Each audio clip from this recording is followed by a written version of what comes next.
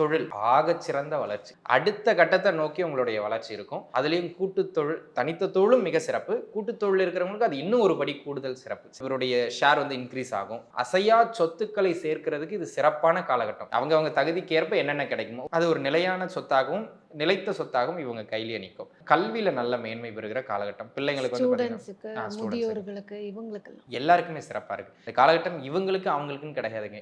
எல்லாருக்குமே கன்னி ராசிக்காரங்களுக்கு சிறப்பு தான். எக்ஸாக்ட். குடும்ப பிரச்சனை, சிவில் கேஸு, கிரிமினல் கேஸ் எந்த கேஸா இருந்தாலும் வழக்குகள் போய்க்கிட்டு இருக்கு. இந்த பீரியட்ல அவங்களுக்கு கேஸ் ஹியரிங்க்கு வருதுன்னா அதிகபட்ச வெற்றிக்கான வாய்ப்பு இவங்களுக்கு தான் உண்டு. தசாபுத்தியும் வலுத்துருச்சுன்னா உறுதியா வெற்றி அடைஞ்சிருவாங்க.